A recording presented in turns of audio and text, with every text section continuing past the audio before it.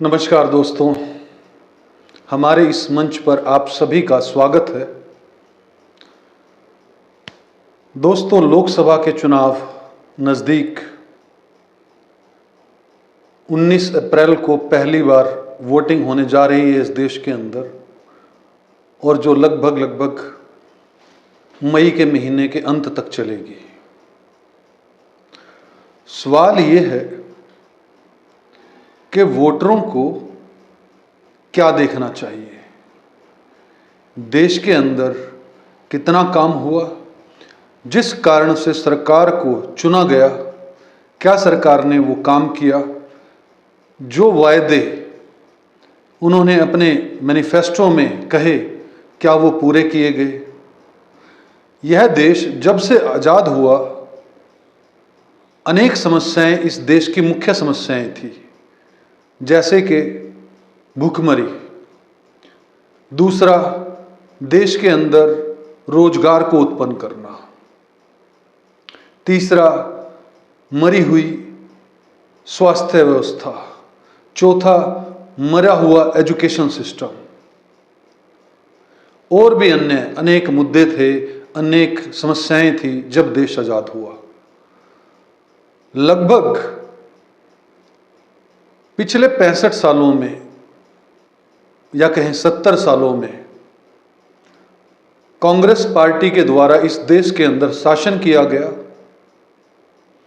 और जब 1947 में देश आज़ाद हुआ और कांग्रेस की सरकार बनी होगी, तो उन्होंने भी उस मैनिफेस्टो में ये बात कही होगी कि हम गरीबी मुक्त इस देश को करेंगे, हम इस देश के अंदर रोजगार का सृजन करेंगे, रोजगार उत्पन्न करेंगे, और हर एक पार्टी अपनी व्यवस्था, क्षमता और नियत के अनुसार जो है वो ये काम करती है। अगर हम कांग्रेस राज को देखें तो उन्होंने इंडस्ट्रियलाइजेशन को बढ़ावा दिया, उन्होंने आईआईटीज बनवाए, आईआईएम बनवाए, सरकारी स्कूल खोले गए ताकि अधिक से अधिक लोगों को शिक्षा दी जाए। राइट टू एजुकेशन एक्ट लेकर आया गया, जिसके अंदर धन तो बाहर का था, कर्जे का था, लेकिन सबको शिक्षा मिल जाए ऐसी व्यवस्था की गई, और वो सरकारी स्कूल में ही उनकी व्यवस्थाएं हो जाएं। गरीब लोगों के बच्चे जो नहीं पढ़ पाते, वो भी बच्चे पढ़े लिखें और सक्षम बने। 2014 के अंदर भारतीय जनता पार्टी की सरकार आती है, देश के प्रधानमंत्री बनते हैं नरेंद्र मोदी, जो कि लगभग 15 साल गुजरात के अंदर मुख्यमंत्री भी रह चुके, एक अच्छा खासा प्रशासनिक अनुभव, राजनीतिक अनुभव वाला व्यक्ति इस देश को मिलता है प्रधानमंत्री के रूप में। दोस्तों, दो चीजों पर हम चर्चा करते हैं आज कि 2014 से पहले देश की आर्थिक स्वतंत्रता जो है वो कितनी थी, और गरीबी का स्तर 2014 से पहले कैसे था और 2014 के बाद कैसा हुआ। सबसे पहले चर्चा करते हैं गरीबी की, क्योंकि ये सबसे बड़ा मुद्दा मैं पिछले 30-35 सालों से, जब से मुझे होश आया तब से मैंने देखना शुरू किया, फिल्मों में देखना शुरू किया कि गरीबी को हटाएंगे। फिल्मों के अंदर नेता बोल रहे होते थे गरीबी को हटाएंगे, रोजगार लेके आएंगे। तो गरीबी बहुत बड़ा इस देश के अंदर मुद्दा थी, जो आज भी लगता है। 2013 से पहले मुझे नहीं लगता, क्योंकि मैंने कोशिश करी गूगल पर ढूंढने की कि 2014 से पहले कितने लोगों को मुफ्त राशन दिया जाता था। जो मुफ्त अनाज के डिपो जो हैं वो अलग अलग गली मोहल्लों, शहरों के अंदर खोले जाते थे, अभी भी हैं, बस उनके सिस्टम बदले, राशन देने की व्यवस्थाएं बदली। लेकिन ऐसा मैंने पढ़ा कि 1945 में पहली बार जो है मुफ्त राशन देने की व्यवस्था की गई, क्योंकि यह देश बहुत गरीब था। यह देश लगातार जो है बाहर के लोगों के द्वारा, राजाओं के द्वारा हमले झेल रहा था, गुलामी झेल रहा था। तो देश के अंदर गरीबी जो है वो मुख्य कारण थी। अपने लायक जो है वो अनाज भी व्यक्ति उपजा नहीं सकता था, इतनी नौकरियां नहीं थी, इतने काम नहीं थे कि अपने और अपने परिवार के लायक जो है वो अनाज की व्यवस्था जो है वो कर पाए। तो वो डाटा मुझे नहीं मिला 2013 से पहले, लेकिन फिर भी 50, 60, 70 करोड़ के आसपास, 80 करोड़ भी हो सकता है, मैं नहीं कह सकता इस बारे में, क्योंकि जो डाटा मुझे गूगल पर नहीं मिला उस बारे में मैं चर्चा नहीं करूंगा, लेकिन फिर भी करोड़ों में तो था ही। लेकिन 2014 के अंदर एक ऐसा प्रधानमंत्री बनता है जिसके अंदर जबरदस्त जो है विल पावर है, जो बोलता है। अब वो एक अलग बात है कि टेली प्रॉम्प्टर लेकर बोलता है या ऐसे ही भाषण देता है, लेकिन उसने एक आम आदमी के अंदर, खास तौर पर हिंदू वर्ग जिसको कहते हैं, उसके अंदर एक आशा जगाई कि मैं गरीबी से मुक्ति दूंगा, रोजगार दूंगा, जिसमें कि 2014 के अंदर 15 लाख रुपया जो है वो अकाउंट में आएंगे और 2 करोड़ नौकरी आएंगी हर साल। बाद में कह दिया गया ये तो चुनावी जुमला था, वो एक अलग बात है, लेकिन फिर भी एक इच्छा शक्ति दिखी एक ऐसे प्रधानमंत्री के अंदर जो इंदिरा गांधी में कभी दिखती थी कि इच्छा शक्ति है कुछ करने की। लेकिन 2013 से या 14 से पहले का जो डाटा है वो डाटा 70 करोड़ हो सकता है, 60 करोड़ हो सकता है, क्योंकि पॉपुलेशन भी 10 सालों में बढ़ी है, तो 50-60 करोड़ होगा। लेकिन अभी जो प्रधानमंत्री ने पिछले साल ये नारा दिया कि मैं 80 करोड़ लोगों को हम लोग जो है मुफ्त राशन देंगे, मतलब कि 10 साल में हमने यह काम किया कि पहले 50, 60, 70 करोड़ लोगों को हम मुफ्त राशन देते थे, अब जो सरकारी डाटा है वो 81.83 करोड़, जो मुझे गूगल से प्राप्त हुआ है, इतने लोगों को मुफ्त अनाज जो है वो बांटा जा रहा है। मतलब कि मुफ्त अनाज बांटने की प्रथा में बढ़ावा देखने को मिला। मतलब कि आम आदमी के पास में अपने अन्न भोजन को जुटाने की क्षमता नहीं डेवलप हो पाई पिछले 10 सालों में। जब 80 करोड़ लोगों को मुफ्त अनाज देना पड़ जाए तो इसका मतलब ये समझा जाएगा, एक आम तौर पर एक इकोनॉमिस्ट और अर्थशास्त्री ऐसा समझेगा कि इतनी डेवलपमेंट सरकार नहीं कर पाई कि लोग सक्षम हो पाए, अधिक से अधिक लोग सक्षम हो पाए और वो खुद अपने भोजन का प्रबंधन कर पाए, अपने भोजन और अपने परिवार के भोजन को कमा पाए। ऐसे रोजगार, ऐसे बिजनेसेस, ऐसे छोटे स्तर के रोजगार जो है वो भारतीय जनता पार्टी की सरकार भी पिछले 10 सालों में नहीं कर पाई, जो कि कांग्रेस की सरकार या और पार्टियों की भी सरकार रही वो भी नहीं उतने लेवल पर कर पाई थी। तो ये पार्टी भी जो लगभग विफल रही। अगर हम देश की जो जनसंख्या है वो 140 करोड़ जो कहते हैं 150 करोड़ मान लें और 80-82 करोड़ लोगों को मुफ्त अनाज देना पड़ जाए तो इसका मतलब 50 से 60% जो लोग हैं वो अभी मुफ्त अनाज पर पल रहे हैं। तो सरकार की कहीं ना कहीं नीतियों में कमियां हैं और सरकार जो है वो लोगों को रोजगार देने में सक्षम नहीं हो पाई। इसका अर्थ इतना ही हम समझेंगे। और ये नारा जो है वो आगे के लिए भी चल गया। 2024 में भी हमें चुनो और हम 2028-29 तक फिर से जो है 82 करोड़ लोगों को मुफ्त अनाज की सुविधा प्रदान करेंगे, ऐसा प्रधानमंत्री श्री नरेंद्र मोदी जी ने कहा। ये तो उन्हीं के भाषणों में देखने को मिलता है और ये गूगल पर भी आपको मिल जाएगा। अब हम बात करते हैं कि देश की आर्थिक स्वतंत्रता की। देखिए, देश आर्थिक रूप पर कभी स्वतंत्र हो ही नहीं पाया। अगर हम 2014 से पहले देश के ऊपर विदेशी कर्जे की बात करें तो 55 लाख करोड़ रुपए 2014 से पहले देश पर विदेशी कर्जा था। 55 लाख करोड़ रुपया, जो ऐसा मैंने अभी पढ़ा है कि 2014 से लेके और 2024 तक अभी जो कर्जा हुआ है वो 2023 तक जो है अभी जो कर्जा हुआ है वो चुकाने वाला है। वो डाटा है 205 लाख करोड़ रुपए का टोटल में। और 2024 तक जो अभी कह रहे हैं, 2024 तक अगर अभी जो बहुत से नेता कह रहे हैं वो ये कह रहे हैं कि इस टाइम पर 245 लाख करोड़ रुपए का कर्जा जो है इस देश पर इस सरकार ने लिया है टोटल में, या कहें कि सभी सरकारों ने लिया है। और 2014 से पहले 55 लाख करोड़ रुपए इस देश पर कर्जा था। और आज की डेट में अगर कर्जे की बात करें तो वो 205 लाख करोड़ के आसपास 2023 में था।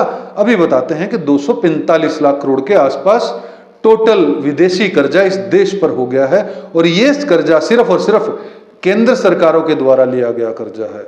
इसके अंदर हम राज्य की सरकारों की बात नहीं कर रहे कि राज्य सरकार अलग से अपने ऊपर कर्जा लेती है, ये तो साफ तौर पर हम देखते ही हैं।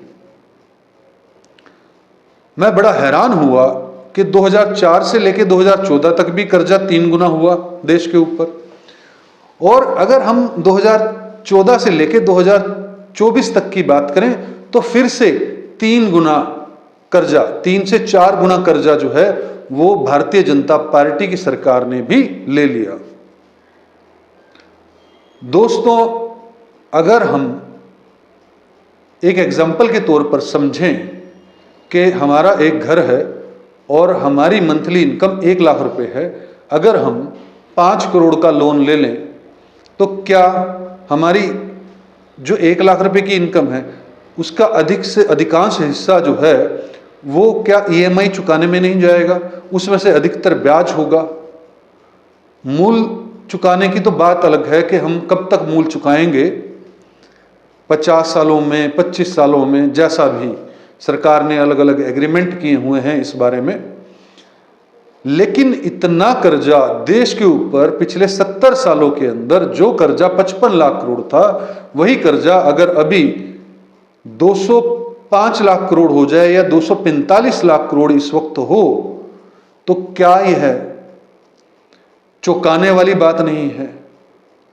डेवलपमेंट करने के लिए मैं मानता हूं कि विकास करने के लिए हमें कर्जा लेना पड़ता है, लेकिन अगर आईएमएफ जो है, ऐसी एजेंसियां भी भारत सरकारों को चेताएं कि इतना कर्जा लेना ठीक नहीं है, अन्यथा 2028 तक आपकी जीडीपी जो है उसका 100% जो जीडीपी का जो आपकी जीडीपी है उसका 100% जो है वो कर्जा आपके ऊपर हो जाएगा। मतलब जीडीपी के बराबर जो है वो आपका कर्जा हो जाएगा। तो क्या यह हमें ये बात समझाती नहीं है कि इन सरकारों की इच्छा शक्ति यह बिल्कुल नहीं है कि ये देश के अंदर सुचारू रूप से देश को चलाएं, सुचारू रूप से व्यवस्थाओं को चलाएं, डेवलपमेंट इस ढंग से करें कि देश के ऊपर इतना भी कर्जा ना हो जाए कि सारा का सारा पैसा जो हम टैक्स के माध्यम से चूस रहे हैं वो ब्याज में देना पड़ जाए। मैं चूस रहे क्यों बोल रहा हूं? क्योंकि बार बार ये डाटा फाइनेंस मिनिस्ट्री से दिया जाता है कि हमारे देश में तो बड़े कम लोग जो हैं वो टैक्स पे करते हैं, लेकिन ये बात सत्य नहीं है। इनकम टैक्स में जरूर बोल सकता हूं क्योंकि एक स्लैब है कि 5 लाख तक की जिनकी साल की इनकम है उसको छूट है, उससे ऊपर के लोगों के ऊपर टैक्स लगता है। लेकिन इस देश का हर एक नागरिक किसी न किसी रूप में टैक्स पे करता है, और इस देश के अंदर टैक्स व्यवस्था इतनी जटिल है और इतनी घटिया है। घटिया बोल रहा हूं क्योंकि मैंने कुछ दिन पहले गूगल पर ये देखा था कि 100 रुपये में से अगर व्यक्ति इस देश के अंदर 100 रुपये कमाता है तो 71 रुपया जो है वो सिर्फ और सिर्फ टैक्स के रूप में दे देता है। ये मैंने कहीं पर पढ़ा था, सिक्के के ऊपर वो दर्शाया गया था दृश्य। उसमें कितना सत्य है कितना नहीं है वो एक अलग बात है, क्योंकि उस पर मेरी रिसर्च नहीं है। लेकिन जिस तरह से जीएसटी लगा दिया, जीएसटी का पता ही नहीं है कैसे जीएसटी कटता है। अगर आदमी 100 रुपये कमाता है, मान लो 100 रुपये की चीज़ बेचता है, 30 रुपये उस पर टैक्स काट दिया जाता है। फिर उसको कॉम्प्लिकेटेड बना दिया, आगे बिल करेंगे कैसे है। जीएसटी जो है लगाया, अलग अलग तरह के टैक्स लगा दिए, एजुकेशन सेस फलाना, रोड टैक्स, इतने टैक्सेस लगा दिए। और इतने टैक्स लगाने के बाद, इतना रेवेन्यू कलेक्ट करने के बाद भी देश की जनता पर ये सरकारें अगर इतना लाखों करोड़ रुपए का कर्जा थोप देती हैं, और जो की बात 2014 के बाद कई लोग तो ये कहते हैं कि देश आज़ाद ही 2014 के बाद हुआ है, उससे पहले तो गुलाम था यह देश। तो फिर ऐसी सरकार को फिर से क्या चुनना चाहिए वोटर्स को? और इन सरकारों की जवाबदेही, चाहे वो सुप्रीम कोर्ट हो चाहे वो राष्ट्रपति हो, ये मिलकर क्यों नहीं इनकी जवाबदेही बनाते, कोई ऐसे कानून क्यों नहीं बनाते कि ये अगर मैनिफेस्टो के अंदर झूठ बोलकर सरकार में आ जाते हैं, सरकार के अंदर आते हैं तो उससे बिल्कुल उलट काम करते हैं। क्योंकि चाहिए तो हर सरकार को कि पिछली सरकार ने देश पर कर्जा इतना ले लिया था, हम इसको चुकाएंगे, और वो 10 साल में ऐसी परफॉर्मेंस करके दिखाए कि उन्होंने चलो 20% ही कर्जा अगर वापस किया हो। मान लो 70 सालों में कोई कर्जा ले लेती है, उसका हो सकता है हम मूल 20% ही चुका पाएं, 10% ही चुका पाएं। लेकिन क्या हो कि दूसरी पार्टी को इस देश की जनता चुनती है उनके जुमलों पर, उनके वादों पर, और फिर पाती है कि अरे ये तो हाल उससे भी बुरा उन्होंने कर दिया, 3 से 4 गुना और कर्जा ले लिया। और अगर कर्जे की बात करती हैं तो साफ तौर पर बीजेपी के जो प्रवक्ता है वो बड़ी बेशर्मी से ये बात बोल देते हैं कि अगर विकास करना होगा